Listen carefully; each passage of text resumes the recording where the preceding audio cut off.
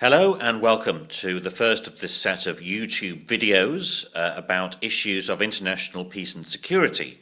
It's clearly a vast topic, and what we'll do is to pick at a few threads which will hopefully enable us to develop peace perspectives in respect of those issues. Now, what I'm going to do in this video is to present some thoughts about international peace and security and how they are provided for, largely through attempts to draw up and impose rules and regulations, obviously through such bodies as the United Nations. And what I'm going to do is to suggest that these emerged in response to concerns in earlier eras that the previous constraints on the extent of war making were being superseded by technological and political developments. Now, if you cast your mind back to what might be your typical image of war fighting in the Middle Ages, you have relatively few armoured knights, small in number, with a great deal of kit to lug around. And in the context of the age, therefore, war fighting was really only a matter for the wealthy, because the full set of armour and weapons and so forth actually did pull down quite a large proportion of the available resources. It wasn't that easy to get hold of such things, and therefore the actual conduct of war was generally done by relatively few wealthy people.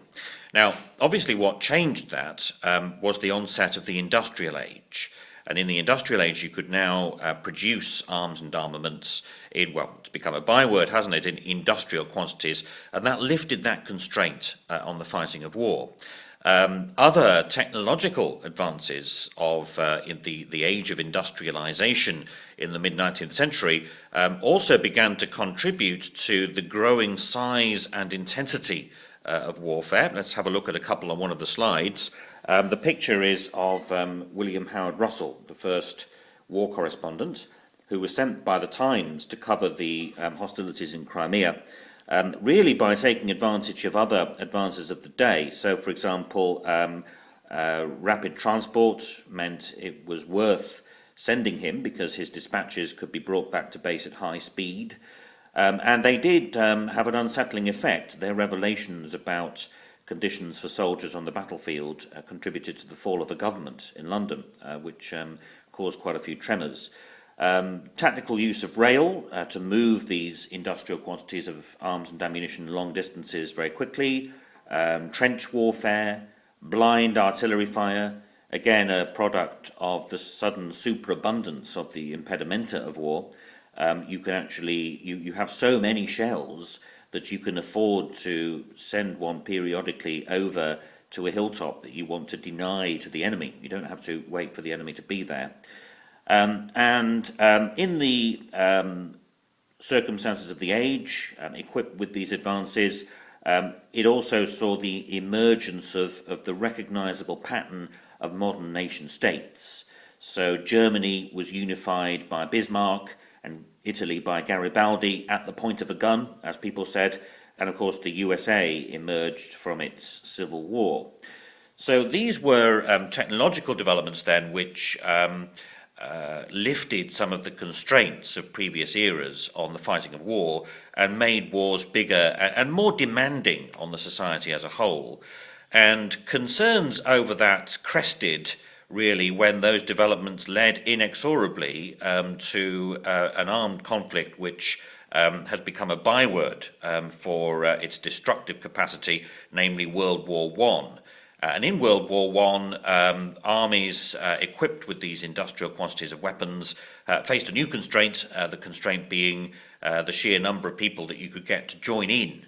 And that gave rise to some important political developments. So, for example, this is from this is a classic recruiting poster from World War I, Britain's Your Country Needs You, etc. And the historian Eric Hobsbawm observed that in order to address this constraint, to mobilize people, there was a strong appeal to nationalism. And nationalism as a political force, its emergence can be dated to these particular circumstances.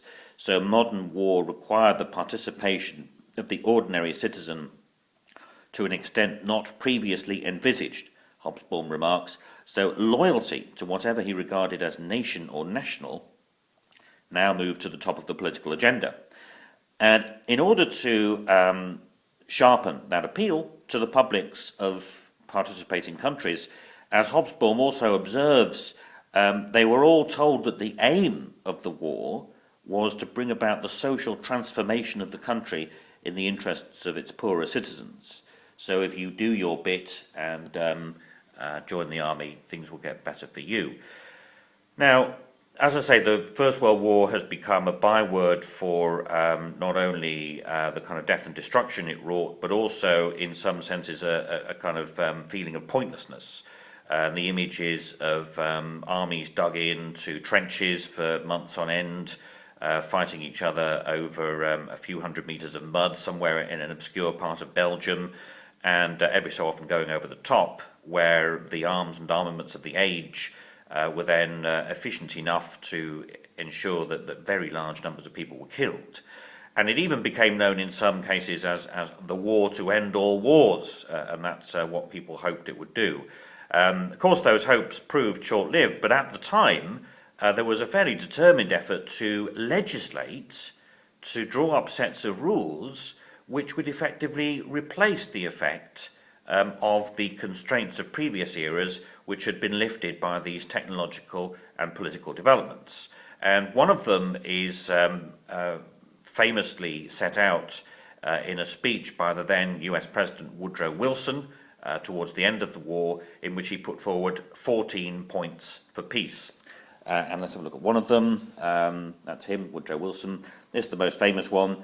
A general association of nations must be formed under specific covenants for the purpose of affording mutual guarantees of political independence and territorial integrity to great and small states alike. In other words, if warfighting is not now going to be limited by the availability of either weapons or people to take part, then it has to be limited by rules which guarantee rights, not human rights, note, but states' rights. So that was the kind of thinking that fed into the formation of the League of Nations in the period following the First World War. The League met with mixed success. It was undermined by the unwillingness of some countries to be bound by it, such as Japan in its occupation of Manchuria in the China crisis of the 1930s. And of course, eventually it collapsed into another world war. And after that, of course, the same imperative was just as keenly felt. Quick pub quiz question for you. Who won the Second World War? The Allies of countless Hollywood war films, all English-speaking. Of course, that's not the full story. In a very important sense, the United Nations. The United Nations won the Second World War. Woodrow Wilson's successor in the White House, President Truman, went on the radio to inform the American people that I've just heard from General Eisenhower in Berlin, where he has accepted the surrender of German High Command on behalf of the United Nations. And the United Nations were the allies who signed the Atlantic Charter following the attack on Pearl Harbor a few years earlier. And that then they included, of course, China and the Soviet Union. And they agreed not to make a separate peace with the Axis powers. And then that fed into the UN Charter, the United Nations Charter, which reimposes or seeks to reimpose constraints on the fighting of war by leaving only two very specific situations in which the use of force can be deemed to be legal. One is in self-defense if you come under attack, and the other is for the restoration of international peace and security. And an example of that would be the UN Security Council resolution authorizing the Operation Desert Storm in 1991 to reverse the occupation of Kuwait by Iraq. So that's the situation bequeathed to us at the end of World War II, that rules and regulations have been brought in with the aim of restoring some kind of sense of reasonable limit to the circumstances in which war could be fought. And that's the situation where we will leave it at the end of this first video and pick up with the next.